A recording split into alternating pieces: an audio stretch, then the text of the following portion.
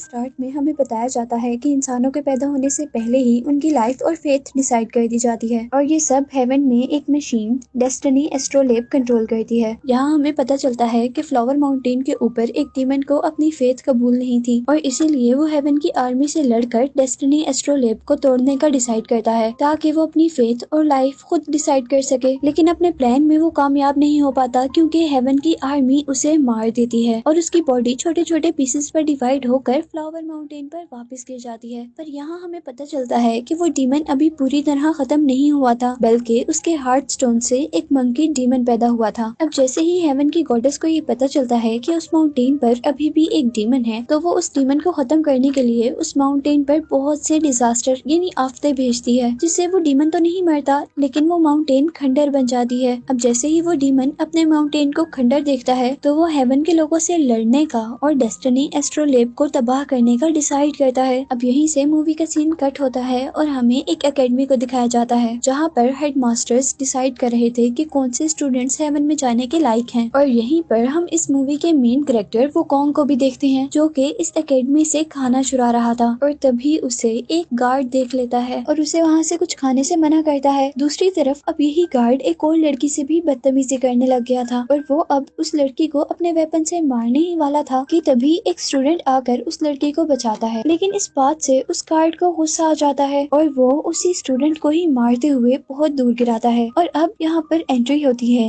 एक डीटी की जिसका नाम अजी है। अजी सबके सामने उस गार्ड को मारती है जिसकी वजह से उस गार्ड के लिए ये सिचुएशन ऑकवर्ड बन जाती है और वो गार्ड अब अपने आदमियों से अजी को मारने के लिए कहता है। लेकिन इससे पहले कि अजी को कोई नुकसान पहुंचता वहाँ पर वुकोंग आ जाता है और वो अजी को मारने वाले आदमी को पिलर पर गिराते हुए उस गार्ड को मारता है और वो साथ ही गार्ड को मारते हुए दूर फेंकता है। उस गार्ड को मारने की वजह से अब यहाँ पर बहुत सारे गार्ड्स आ गए थे जो कि वुकोंग से लड़ने वाले थे। अब वुकोंग उनसे लड़ने के लिए अपने कान में से लावा निकालता है जो कि एक वेपन में चेंज हो जाता है और साथ ही वो अपने वेपन को घुमाता है जिसमें से बहुत सी फायर निकलती है और वहाँ मौजूद सारे के सारे सोल्जर्स एक ही हिट में ऊपर उड़ते हुए दूर गिरते हैं। वुकोंग यहाँ सारे सोल्जर्स को जमीन पर गिरा हुआ देखकर काफी खुश हो रहा था। अब जैसे ही इस सारे वाकये का गॉडेस को पता चलता है तो वो अपने एक खास आदमी टियान को यहाँ सिचुएशन कंट्रोल करने के लिए भेजती है। वुकोंग जो कि रिलैक्स फील कर रहा था उसे भी अपने करीब खतरे का अंदाजा होता है और तभी यहाँ पर टियान आकर वुकोंग पर बहुत से डैगर्स और ब्लेड से अटैक कर देता है। वो ब्लेड्स उसके इर्द गिर्द एक तूफान क्रिएट कर देती हैं जिससे उसे लड़ना मुश्किल हो रहा था और अब वो अपना वेपन जोर से जमीन पर मारता है जिसके रिजल्ट में उसका वेपन बहुत ज्यादा बड़ा हो गया था। वो जल्दी से अपने वेपन पर किक करता है जिसके अंदर से बहुत से फ्लेम्स निकलते हैं और वो सारी ब्लेड्स अब टियान की तरफ मुड़ जाती हैं और अब वुकोंग अपने बड़े से वेपन पर दोबारा टियान पर अटैक कर रहा था और यहाँ पर अब एजी भी थी। वुकोंग एजी को नहीं मारना चाहता था लेकिन वो अपने वेपन को कंट्रोल भी नहीं कर पा रहा था और अब एजी अपनी एक फिंगर के साथ उस वेपन को रोक देती है। लेकिन यहाँ पर हमें पता चलता है कि असल में वो वेपन एजी के फ्रेंड अर्लिंग ने रोका था और अब यहाँ पर अर्लिंग और वुकोंग के दरमियान में लड़ाई होती है और अर्लिंग एक ही पंच में उसका वेपन तोड़ देता है जिसकी वजह से वुकोंग दूर जाकर गिरता है और इस तरह वुकोंग हार जाता है और हेवन सोल्जर्स उसे पकड़कर कैद कर लेते हैं।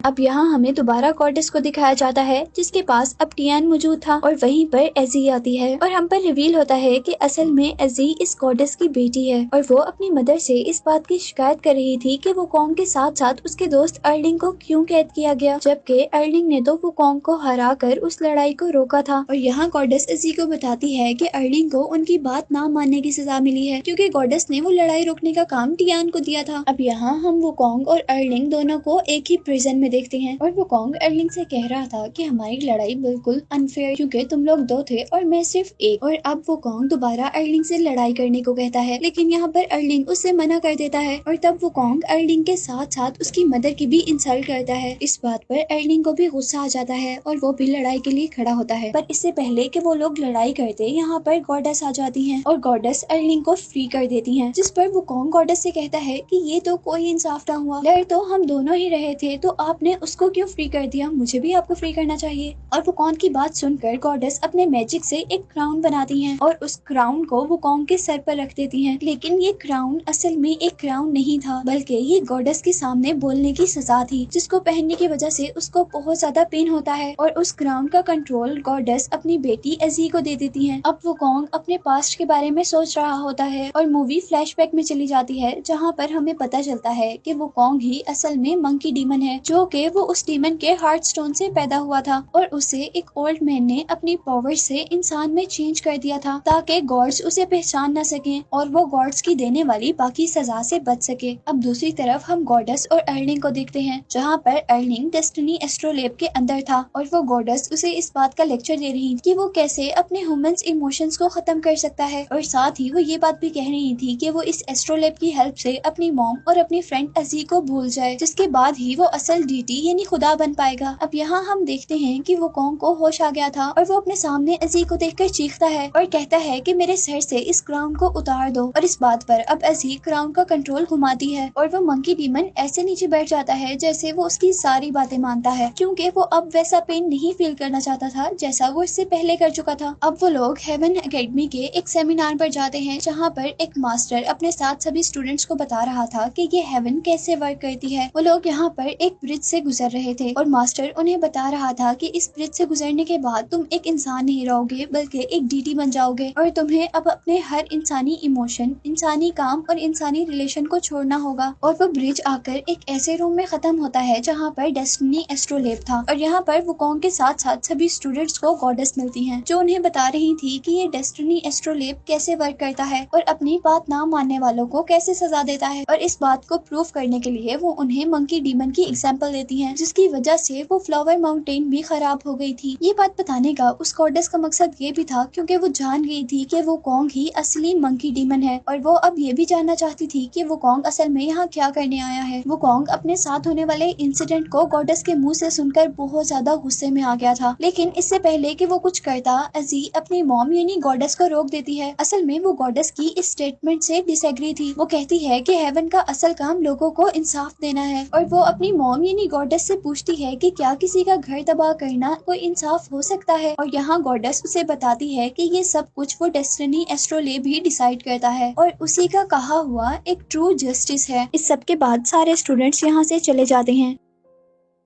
और क्योंकि यहाँ गॉडेस भी जान गई थी कि वुकोंग अब दोबारा हेवन के अंदर है, तो वो अब अपने खास आदमी टियान को बुलाकर उसकी सच्चाई बताती है। गॉडेस टियान को बताती है कि असल में वुकोंग ही मंकी डीमन है, जो कि उस डीमन के हार्ट स्टोन से पैदा हुआ था, जिस डीमन ने इस हेवन पर हमला किया था। वो टियान से कह रही थी कि वुकोंग के यहाँ होने से डेस्टिनी एस्ट्रोलेब और हेवन दोनों को ही खतरा है और तुम हेवन को इस खतरे से निकालने के लिए जाओ, उसे मार दो और उसका दिल निकाल लाओ। यहाँ वुकोंग अब अपने गुस्से में किसी तरह उस डेस्टिनी ब्रिज की भी उठा लेता है, जिस ब्रिज को पार करके वो डेस्टिनी एस्ट्रोलेब तक पहुंच सकता था। लेकिन डेस्टिनी एस्ट्रोलेब तक पहुंचने से पहले ही उसे अर्लिंग रोक लेता है। अर्लिंग वही लड़का है जो एजी का फ्रेंड है और अब यहाँ पर उन दोनों के दरमियान में फाइट शुरू हो जाती है और अर्लिंग अपना वेपन यूज करते हुए वुकोंग के फायर वेपन को फ्रीज कर देता है। वो लोग यहाँ बुरी तरह लड़ रहे थे और इसके नतीजे में ब्रिज के पिलर्स भी टूट गए थे, जिसकी वजह से वहाँ तूफान क्रिएट हो गया था। और उसी टाइम अब एंट्री होती है टियान की। अर्लिंग और टियान दोनों मिलकर वुकोंग से लड़ रहे थे।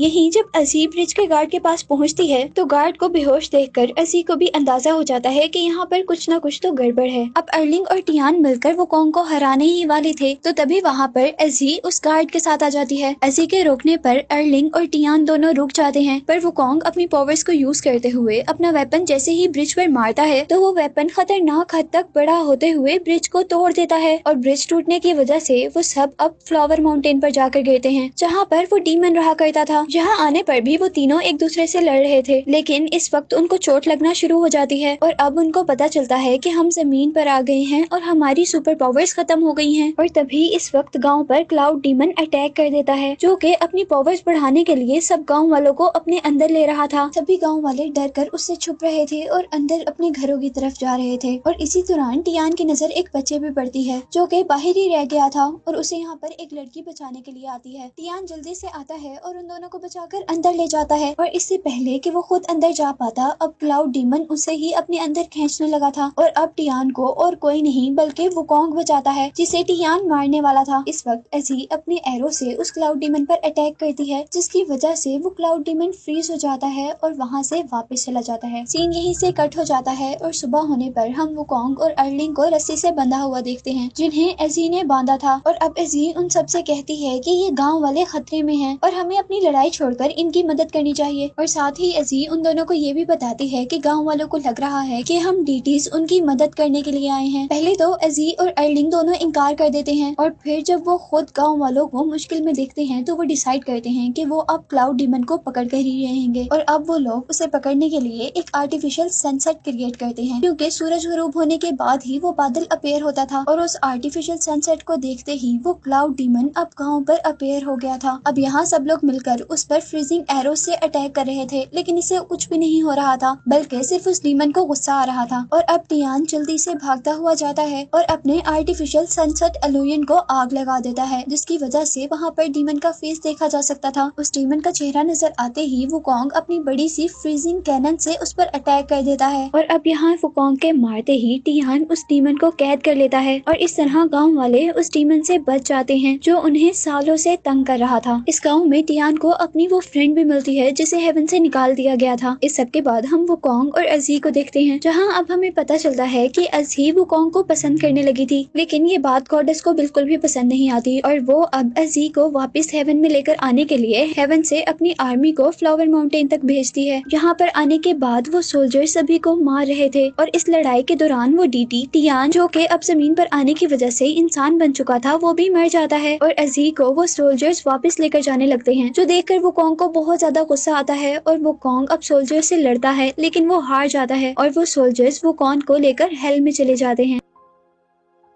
और यहाँ हेल में उसके साथ बहुत बुरा सलूक किया जा रहा था। वुकोंग को उन्होंने चेन्स में बांधा हुआ था और उसकी पूरी बॉडी भी जला दी थी, लेकिन वो अभी भी अपनी फ्रेंड एजी का वेट कर रहा था। और यहाँ एजी आकर वुकोंग को बताती है कि तुम हार गए हो और तुम्हारी माउंटेन दोबारा तबाह हो गई है, जिसे सुनकर वो सच में हार जाता है और वहीं पर मर जाता है। यहाँ दूसरी तरफ अर्लिंग भी अभी कैद में ही था और वुकोंग भी एजी की बातें सुनने की वजह से मर गया था। एजी उसके मरने पर बहुत ज्यादा दुखी थी और एजी अब वुकोंग के स्कार्फ को और उसकी मर्द को उठाकर दोबारा फ्लावर माउंटेन तक फेंक देती है, जहाँ जाने पर मूवी के स्टार्ट में दिखाया जाने वाला ओल्ड मैन दोबारा उस मंकी डीमन के स्कार्फ को पकड़ता है और मंकी डीमन को जिंदा कर देता है। वो यहाँ कहता है कि तुम नहीं हार सकते, तुम कैसे हार गए हो, और मंकी डीमन को यानी वुकोंग को दोबारा लड़ने के लिए कहता है। लेकिन यहाँ अर्थ पर आने की वजह से वुकोंग की एक मर्तबा सारी पावर्स खत्म हो गई थी, लेकिन फिर भी वो हार नहीं मानता और फ्लावर माउंटेन पर पड़े अपने बड़े से वेपन को पकड़ता है और बहुत कोशिश के बाद वो अपनी सारी पावर्स वापस हासिल कर लेता है। वो अपने बड़े से वेपन को जमीन पर मारता है, जिससे एक आग का तूफान क्रिएट होता है जो उसको हेवन तक ले जाता है। हेवन तक आने पर वो दावा करता है कि अब मेरी पावर्स और हेवन की पावर्स इक्वल हैं, और साथ ही वो अपने वेपन से फायर निकालते हुए वहाँ पर गार्ड्स को बहुत दूर फेंकता है और अब आगे बढ़ता है सेलेस्टियल गार्ड से लड़ने के लिए, जिसके बाद वो डेस्टिनी एस्ट्रोलोब को खत्म कर सकता था। अब यहाँ हम देखते हैं कि टियान भी जिंदा होकर वुकोंग के पास आता है और वो वुकोंग का साथ देने के लिए सेलेस्टियल आर्मी से लड़ने लग जाता है, जबकि एजी अंदर डेस्टिनी एस्ट्रोलोब पर अटैक कर देती है। लेकिन इससे पहले कि वो उसे डिस्ट्रॉय कर पाती, वहाँ पर गॉडेस उसे रोकती है और अब एजी अपनी मॉम के अटैक की वजह से दूर गिरने वाली थी, लेकिन तभी वुकोंग वहाँ पर आकर एजी को कैच कर लेता है और यहाँ पर टियान अब उस गॉडेस से लड़ने लगा था। टियान अपने बहुत से मेटल से उस गॉडेस पर अटैक करता है, लेकिन गॉडेस अपने सामने मेटल शील्ड बनाते हुए उन सारी ब्लेड्स को डिस्ट्रॉय कर देती है और अब वो गुस्से में टियान पर ऐसा अटैक करती है कि टियान वहाँ दूर जाकर गिरता है और डेस्ट में चेंज हो जाता है, यानी वो खत्म हो गया था। अब यहाँ वुकोंग के हाथ में हम एजी को देखते हैं जिसकी सोल इंजर हो गई थी और यहाँ पर एजी वुकोंग से कहती है तुम उदास मत होना, बल्कि अपने लिए लड़ो, और ये कहते साथ ही वो मर जाती है। और अब यहाँ पर एंट्री होती है एर्लिंग की, जिसे गॉडेस ने डेस्टिनी एस्ट्रोलेब के जरिए फीलिंगलेस बना दिया था और वो अब गॉडेस की तरफ से वुकोंग से लड़ता है। वो वुकोंग को मारने ही वाला होता है कि तभी उसकी फ्रेंड अजी उसके सामने आती है। अजी सच में उसके सामने नहीं थी, बल्कि अजी ने अपना इल्यूजन उसके सामने क्रिएट किया था और वो एल्डिंग से रिक्वेस्ट करती है कि वो वुकोंग को ना मारे क्योंकि वो वुकोंग को पसंद करती थी। और ये बात सुनकर अब एल्डिंग के अंदर दोबारा फीलिंग्स जाग जाती हैं और अब जब यहाँ पर गॉडेस आती है तो वो फील करती है कि यहाँ कुछ गलत हो रहा है और उसे जैसे ही पता चलता है कि अर्लिंग्स के पास फीलिंग वापस आ गई हैं, तो अब वो वुकोंग और अर्लिंग दोनों को मारने के लिए एक बहुत बड़ा तूफान क्रिएट करती है, लेकिन ये तूफान उनको हरा नहीं पाता और वुकोंग उस तूफान के अंदर से ही मुख्तलिफ चीजों के ऊपर चढ़ते चढ़ते उस गॉडेस के पास पहुंचता है और यहाँ उसे अपने अटैक से खत्म कर देता है और साथ ही वो अपना मकसद भी पूरा कर लेता है, यानी वो डेस्टिनी एस्ट्रोलेब को भी खत्म कर देता है। यहाँ अब वो मंकी डीमन अपने मकसद में कामयाब हो गया था और अब अर्लिंग इस हेवन का न्यू डीटी था और वो अब मंकी डीमन से कहता है कि इस बार तो तुम्हें अजी ने बचा लिया, लेकिन अगली बार अगर तुम हेवन में आए तो तुम्हें कोई नहीं बचा पाएगा। और अब वो दोनों अपने अपने रास्तों की तरफ चले जाते हैं, यानी अर्लिंग जो कि अब न्यू डीटी था वो हेवन की तरफ चला जाता है और मंकी किंग अब अपना मकसद पूरा होने के बाद अपनी फेथ को एक्सेप्ट कर लेता है और अपने फ्लावर माउंटेन की तरफ चला जाता है और यही दिखाते हुए ये मूवी एंड हो जाती है।